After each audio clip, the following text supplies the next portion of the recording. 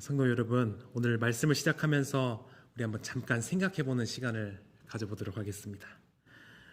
여러분의 지난 인생을 한번 쭉 복기를 해보시는 겁니다. 수십 년의 세월을 지나오면서 여러분의 가슴에 가장 깊은 상처로 남아있는 말 한마디가 혹시 있는지 한번 생각해 보시겠습니까? 지금 생각나는 그 말 언제 들으셨습니까? 아마도 20년 전 혹은 30년 전 청년 시절일 수도 있겠고 결혼한 초기일 수도 있겠습니다. 참 놀라운 게 무엇인지 아십니까? 사실 그 말을 내뱉은 사람은 이미 그 사실을 잊었을 가능성이 크고요. 어쩌면 이 세상에 없을 가능성도 높습니다. 하지만 그 말은 수많은 세월의 파도를 건너서 지금까지 우리의 마음을 아릿하게 만들고 우리의 마음을 이렇게 감정들을 조종하는 것을 볼 수 있습니다. 반대로 한번 생각을 해볼까요? 나에게 상처를 준 그 사람의 말만 살아있는 게 아니라 사실 내가 20년 전 혹은 바로 어제 누군가에게 무심코 던졌던 그 날카로운 말 한마디가 누군가의 영혼 속에서는 아직까지 살아있을 수 있습니다.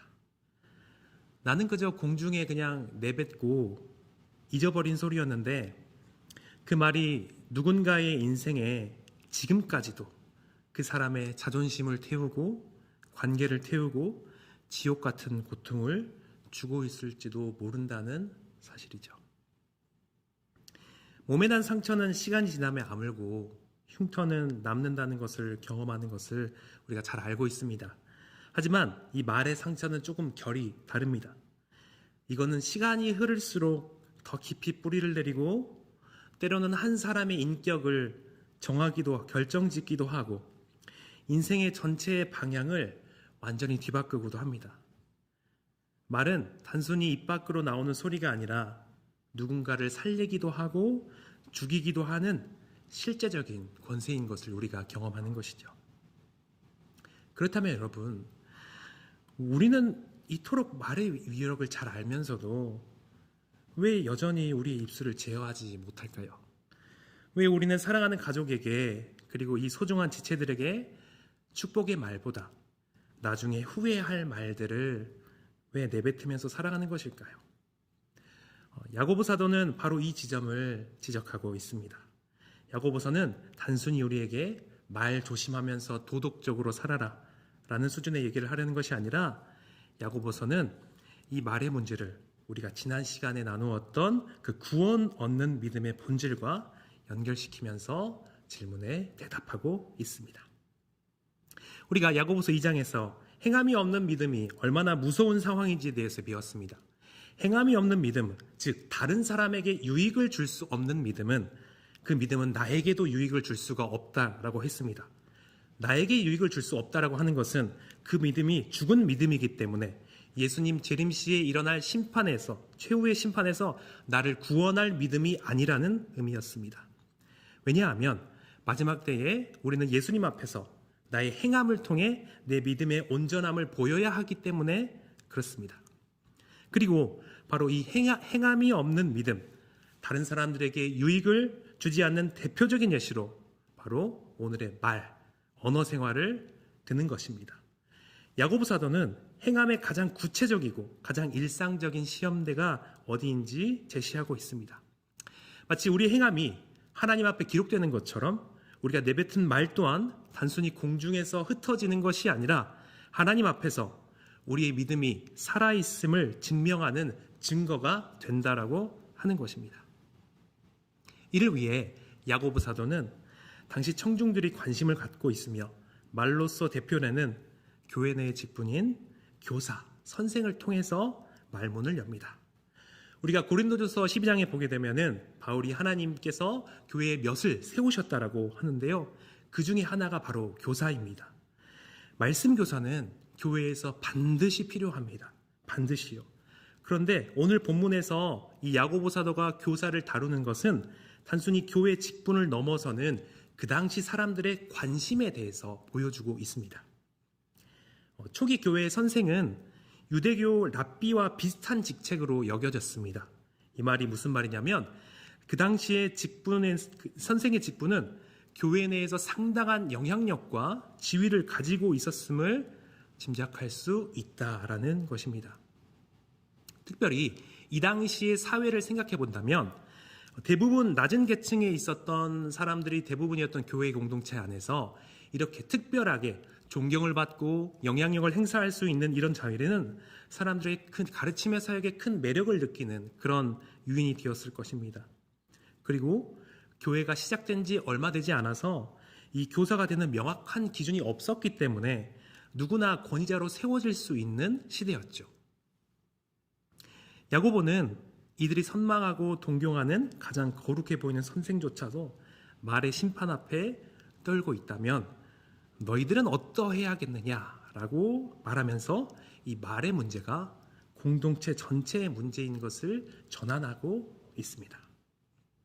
그러면 야고보 사도는 우리가 이 혀가 어떻게 중요한 건지 어떤 식으로 작동하는 건지 보여주고 있는데요. 야고보 사도는 혀가 우리를 조종하고 통제한다라는 것을 설명하기 위해서 몇 가지 예시를 들어서 설명합니다. 우리 3절부터 5절까지를 읽을 텐데요. 5절은 우리 상반절까지만 읽어보도록 하겠습니다. 자, 3절부터 5절입니다. 자, 시작. 우리가 말들의 입에 제가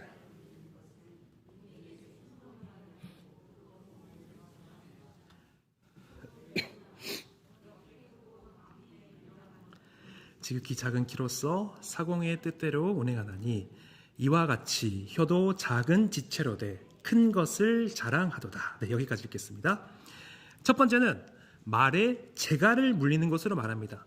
이제 말 입안에는 이제 앞니와 어금니 사이에 빈 공간이 이렇게 있다라고 합니다. 그리고 그 부위에 재갈을 이렇게 놓았어요. 이 곱비를 이렇게 왼쪽으로 틀면 그 줄이 말의 왼쪽 볼을 이렇게 자극하면서 그쪽 방향으로 간다라는 것을 알려준다라고 하는 겁니다. 그리고 이렇게 그 재갈을 물리는 것은 말을 그 기수의 뜻대로 움직이기 위해서, 순종하기 위해서 이렇게 하는 것이죠. 또 두 번째 모습은 바로 큰 배를 움직이는 키에 대해서 말합니다. 이 키는 작지만 배가 앞으로 나갈 때 왼쪽이나 오른쪽으로 꺾으면서 배의 방향을 조정할 수 있죠. 이 비유에서 말하는 것은 동일합니다. 재갈과 키 모두가 말과 배를 뜻대로 순종하게 하고 뜻대로 움직이게 합니다. 사람이 작은 물체를 통해서 큰 것을 제어한다는 것을 설명하는 것입니다. 그리고 재갈이 말의 방향을 통제하고 키가 배의 방향을 제어하는 것처럼 혀도 개인의 앞으로의 방향을 결정할 수 있다라고 하는 겁니다. 이 말이 무슨 말이냐면 우리가 내뱉는 말이 우리의 삶을 조정하고 결정할 수 있다라고 하는 거죠. 어떻게 이럴 수 있나? 라고 싶은데 실제로 최근의 연구가 이를 지지하더라고요.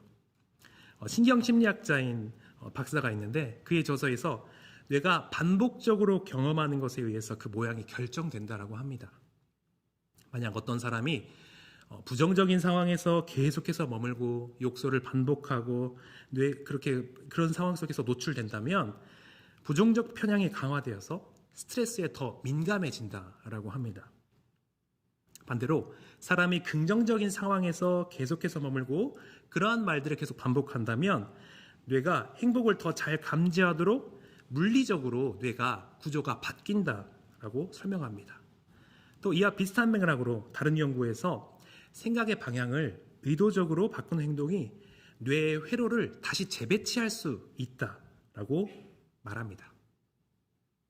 이분들의 주장을 말의 관점으로 정리하면 내 뇌는 내가 내뱉은 말을 가장 먼저 듣고 그에 맞게 세상을 바라보도록 뇌 자체를 바꾼다라는 것입니다.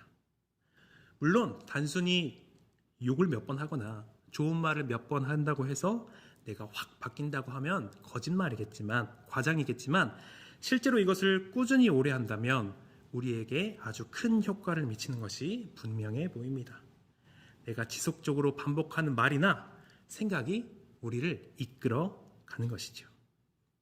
그러니 우리는 서로에게 좋은 말을 해주는 것이 사실은 내 자신에게도 좋은 것이고 많은 유익이 있는 것 같습니다.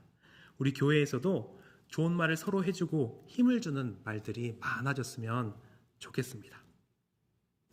그렇다면 오늘 본문을 통해서 긍정적이고 좋은 말을 하는 것이 오늘 본문에 적용이 될 수 있을까요?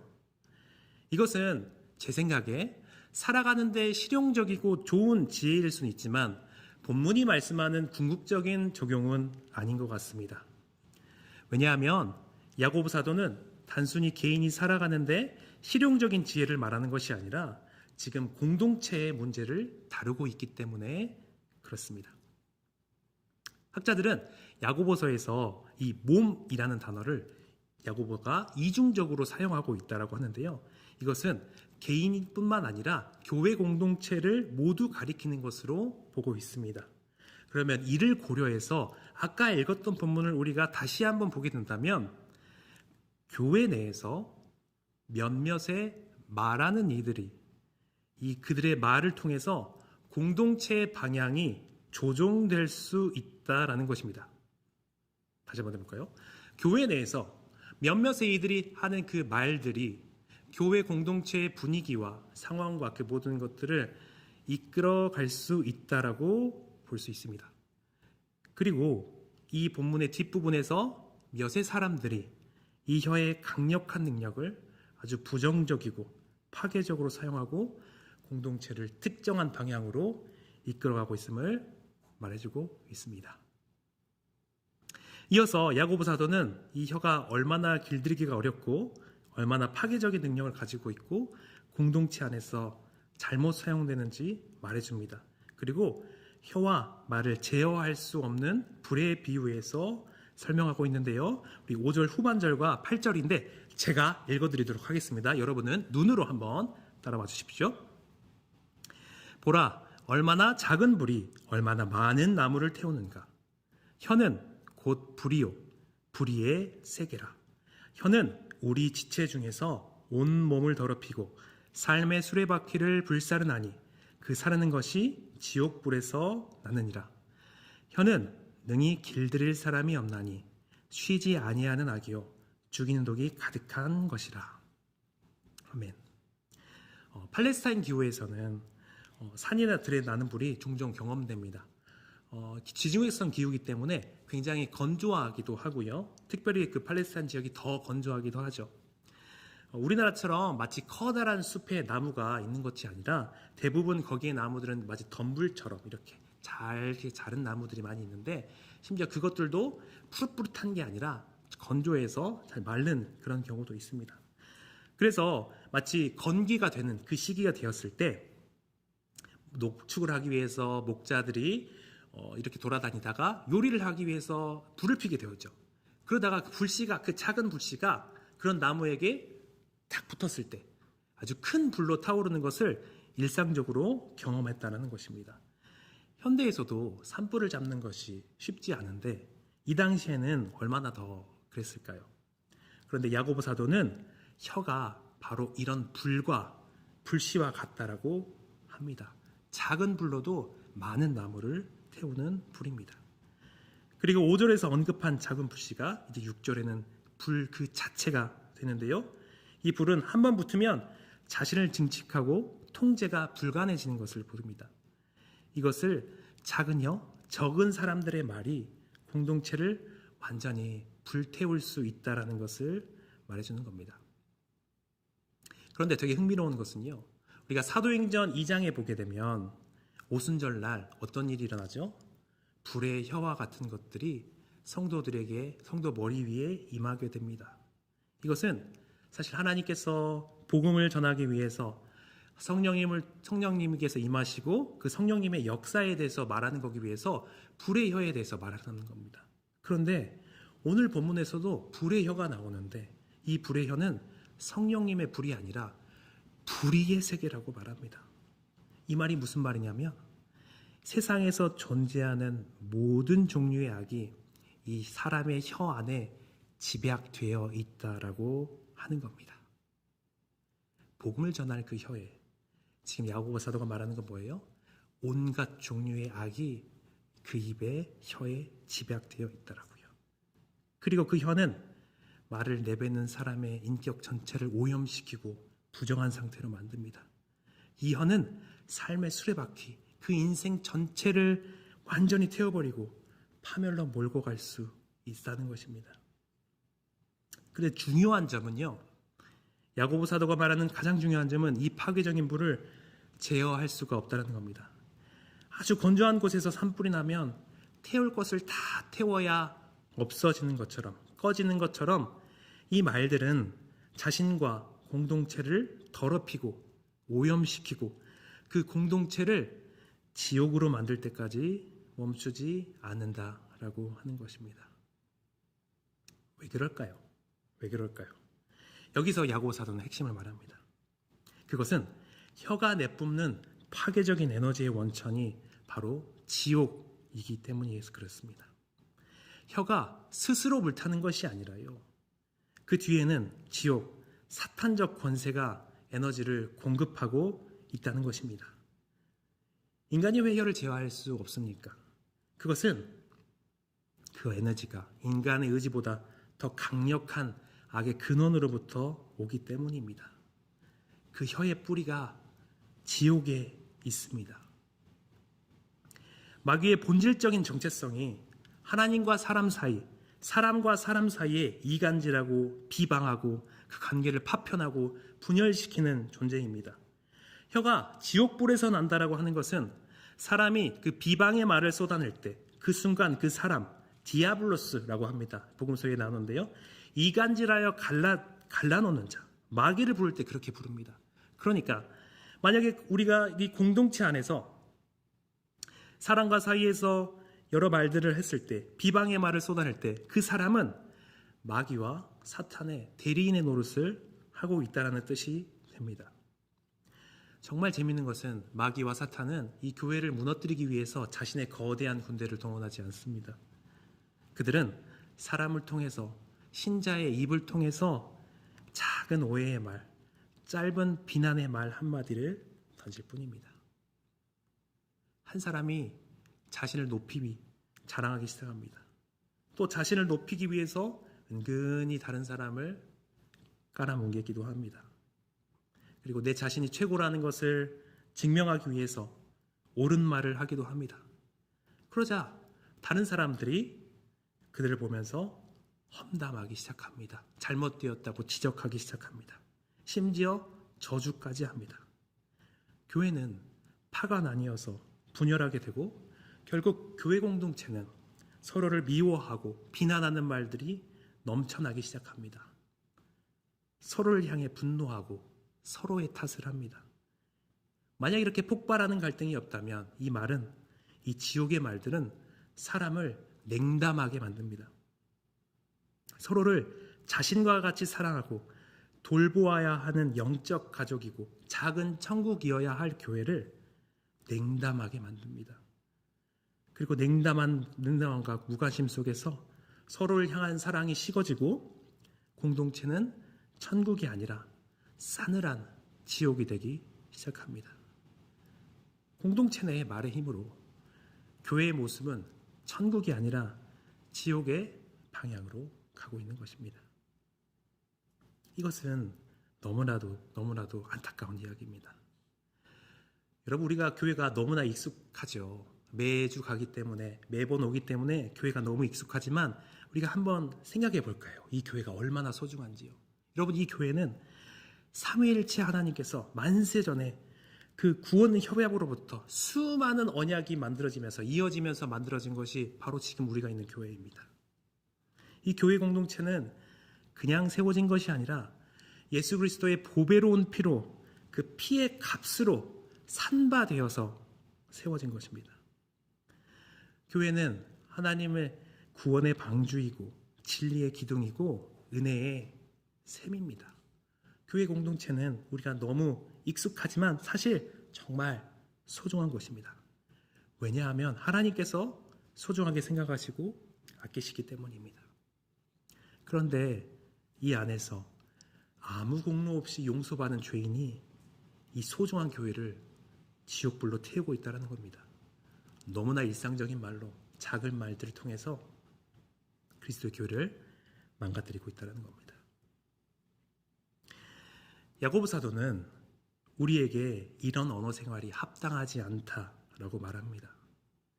우리는 우리의 언어 생활을 근본적으로 돌아봐야 됩니다. 우리의 말들이 단순하거나 가벼운 말들이 아니라 결과와 상태를 만들어내는 도구라는 것을 우리가 기억해야 합니다.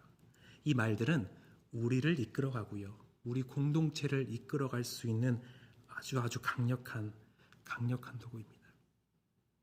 그런데 우리는 너무나 쉽게 누군가의 뒷이야기를 하고 교회 안의 사역과 지체들에 대해 권면이라는 이름으로 비난을 쏟아내기도 합니다. 수고를 알아주는 따뜻한 말보다 평가하는 말로 상처를 입히기도 합니다. 우리는 그냥 해본 소리야, 틀린 말은 아니잖아 라는 변명 뒤에 숨고 별 생각 없이 한 우리의 말이 상처를 입히고 그리스도의 몸된 교회를 풀태우고 있다는 것을 모르고 있습니다. 그렇다면 우리는 우리의 언어 생활을 다시 한번 생각해 보아야 됩니다. 그러면 우리가 내뱉은 말이 정말 죽은 믿음의 증거가 아니라 산 믿음의 열매가 되게 해야 됩니다. 그렇다면 우리는 무엇을 해야 될까요? 우리가 잘 알고 있듯이 우리는 이 말로써 덕을 세워야 됩니다. 특별히 구체적으로 세 가지를 살펴보고 싶은데요. 우리는 이 말을 할 때 세 가지 동기와 방식과 결과를 고려해야 됩니다. 우리가 말을 하기 전에 스스로 물어야 할 가장 중요한 질문은 나의 동기가 무엇인가 물어야 합니다. 이 말을 하는 내 마음속에서 나를 증명하려는 욕망이나 상대를 꺾으려 하는 승부욕이 섞여 있지 않은가 라고 생각해 봐야 됩니다. 특별히 옳은 말을 자주 하게 되는 교회 안에서는 더 위험합니다. 내가 가진 지식과 우월감을 확인받기 위해서 진리가 마치 몽둥이처럼 휘두르지고 있는 것이 아닌지 점검해야 됩니다. 동기가 오염된 말은 아무리 성경적이라 할지라도 사람을 살리는 말이 될 수가 없기 때문에 그렇습니다. 그리고 우리는 말하는 방식을 살펴봐야 됩니다. 그 동기가 좋다고 해서 모든 것이 정당화되지는 않습니다. 우리는 상대가 비록 허물이 있고 틀렸을지라도 그가 그리스도의 피의 값으로 사신 하나님의 형상인 것을 기억해야 됩니다. 무례한 진실은 진실이 아니라 폭력이 됩니다. 내 목소리에 친절함이 빠져 있고 내 눈빛에 상대를 향한 그 예우가 담겨 있지 않다면 그것은 선생이 되어서 권위를 누리고 싶어 했던 당시의 잘못된 욕망과 다를 바가 없습니다. 마지막으로 내 말이 가져올 결과를 고려해야 됩니다. 내 동기가 좋고 내 말하는 방식이 적절해도 이 말을 통해서 공동체가 더 단단해질지 아니면 누군가를 회복 불가능한 상처를 입히고 공동체 밖으로 쫓아 밀려낼지 고민해야 됩니다. 야고보서가 강조하는 지혜는 의의 열매를 맺는 것입니다. 내가 그 말을 내뱉고 난 뒤에 그 자리에 하나님과의 바른 관계가 남는지 아니면 분열과 원망만 남는지 생각해 보아야 합니다. 내가 던진 말 한마디가 공동체라는 밭에 무엇을 심고 있는지 아주 진지하게 고민해 봐야 합니다. 이것은 옳은 말을 하지 말라는 말이 아닙니다. 공동체 안에서 반드시 진리에 따른 옳은 말이 필요합니다.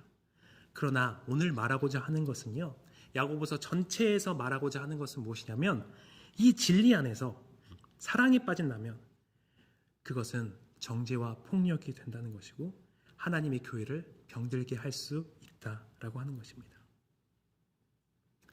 우리는 방금 살펴본 이 세 가지인 동기와 방식과 결과를 기억하면서 우리의 입술을 지켜야 합니다. 그리고 우리는 이 지옥의 연쇄 반응을 끊어내야 됩니다. 이것은 우리가 마땅히 지켜내야 될, 지향해야 될 마땅한 삶의 태도입니다. 하지만 여러분, 이것으로는 충분하지가 않습니다. 여기서 우리는 하나의 질문을 또 던져야 됩니다.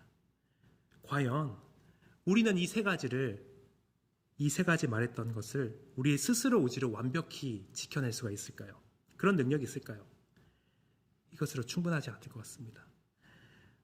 어떤 목사님께서 이 본문으로 설교를 준비하시면서요, 자신의 입을 감시하기 위해서 특별한 방법을 고안했다고 합니다. 그분이 일주일 동안 녹음을 하셨다라고 해요. 그래서 자신의 지인들을 만날 때, 친구들을 만날 때, 가족을 만날 때, 그리고 양해를 구하면서 신방을 할 때도 녹음을 했다라고 합니다. 그리고 자신이 목사로서 당연히 입을 조심하고 살았기 때문에 어떨까 생각하면서 기대하는 마음으로 그 녹음을 들어보았다라고 하는데, 자신이 그 녹음 파일을 객관적으로 들어보니 정말 깜짝 놀랐다고 합니다. 왜냐하면 자신이 은연중에 자랑하는 말과 또 은근히 자랑하기 위해서 다른 사람들을 깔아뭉개는 말들을 하는 것을 들으면서 정말 자신이 놀랐다라고 합니다. 그로 이것을 인지하면서 대화를 하신다라고 하는데, 그것이 쉽지 않다라고 하는 것을 보았습니다. 아마 우리도 비슷할 것 같습니다. 우리는 이렇게 알고 결심해도 누군가 내 자존심을 건드리거나 예상치 못한 갈등이 닥치면 우리의 이성은 마비가 되죠. 생각하기도 전에 이미 독 섞인 말이 튀어나오고 내뱉고 나서 후회하는 것이 우리의 연약한 겁니다. 그래서 야고보 사도가 8절에서 혀는 능히 길들일 사람이 없다라고 단언한 이유가 여기에 있습니다. 혀의 문제는 사실 말하기 기술이나 노력의 문제가 아닌 것 같아요. 우리가 아무리 좋은 지침과 실천 방안을 알고 있어도 자꾸만 실패하는 이유는 이 혀를 움직이는 에너지가 공급되는 뿌리가 병들어 있기 때문에 그렇습니다.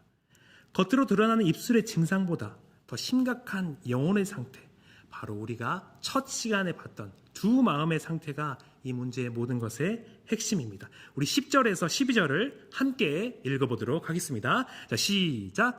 한 입에서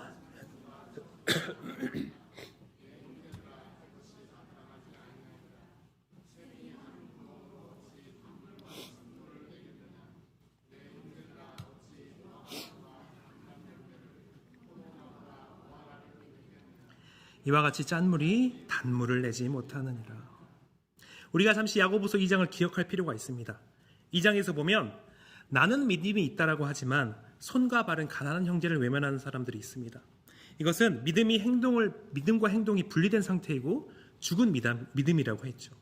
그리고 오늘 3장에서는 입으로는 하나님을 찬양하지만 동시에 사람을 저주합니다.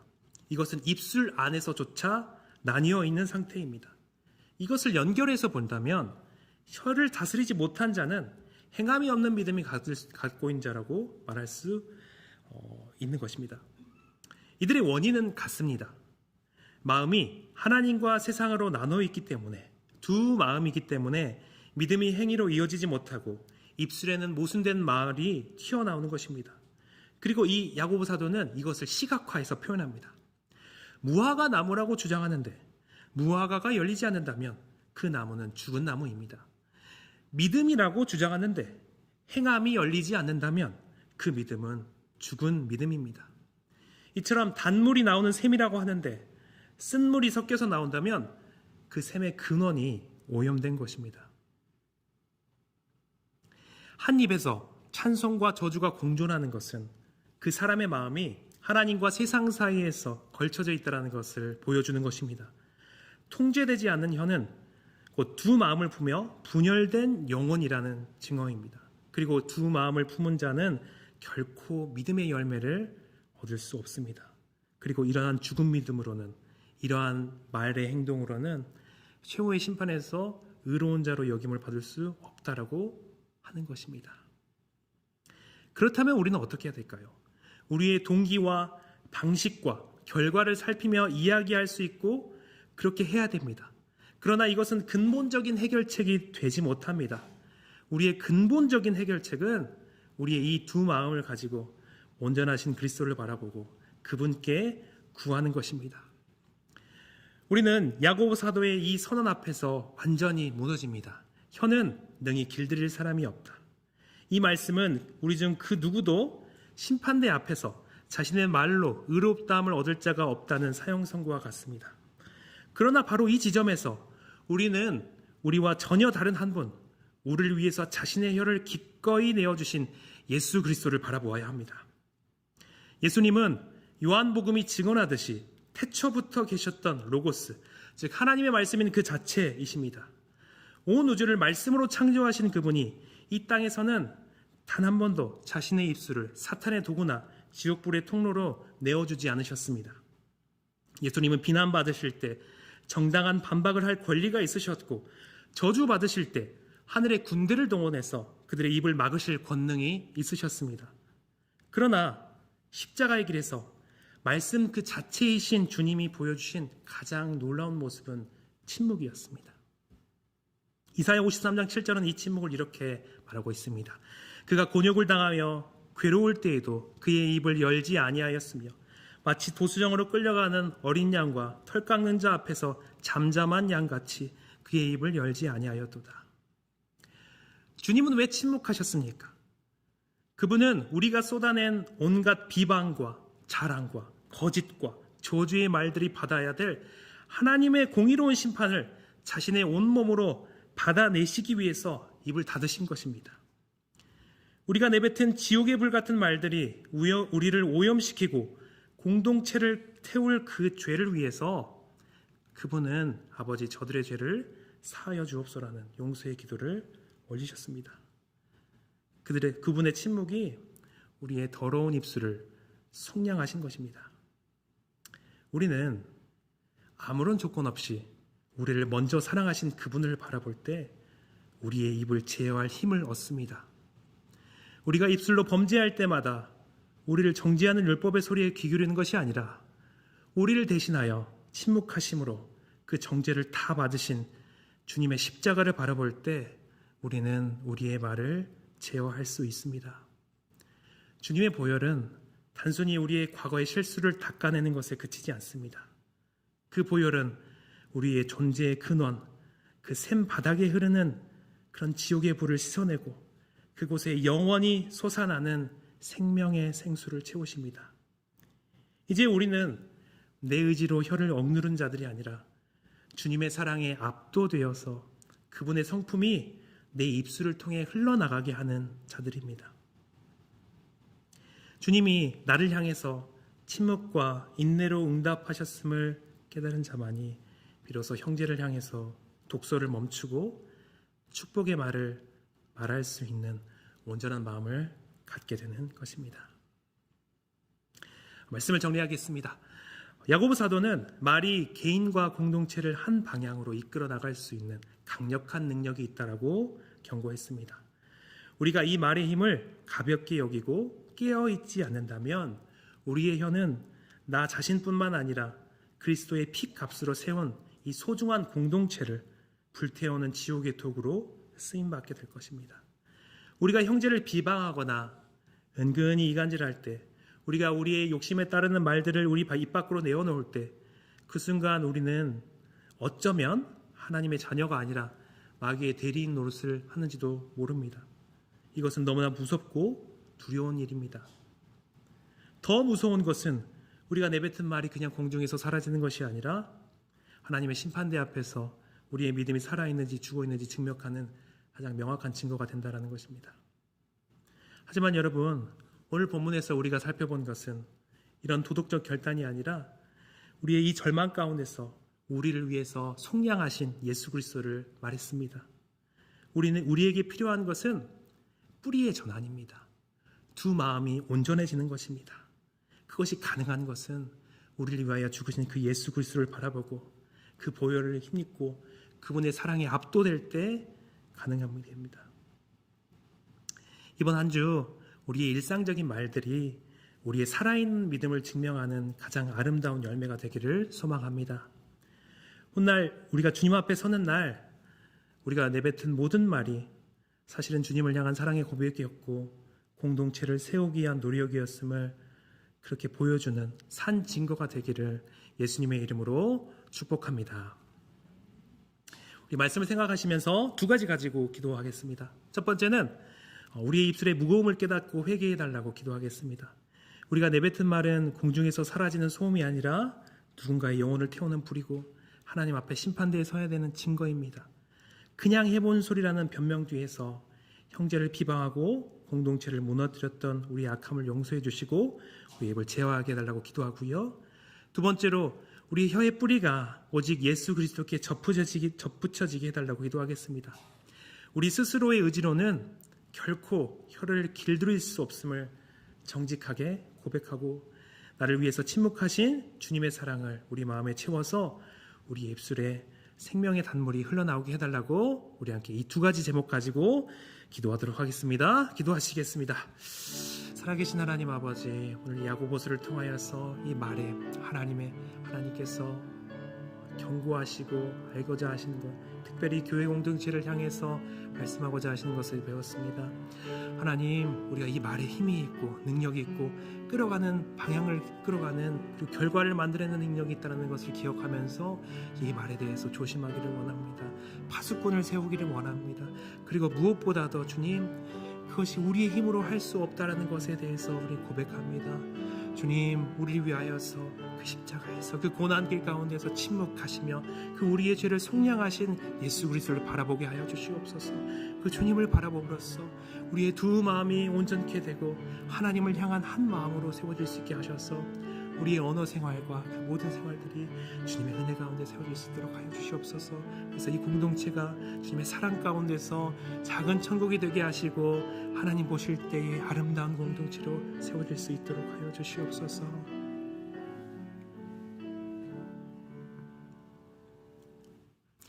하나님 아버지, 오늘 말씀을 통해서 우리의 입술의 말이 단순히 공중에 흩어지는 소리가 아니라 하나님 앞에서 우리의 믿음을 증명하는 엄중한 열매임을 깨닫게 하시니 감사합니다.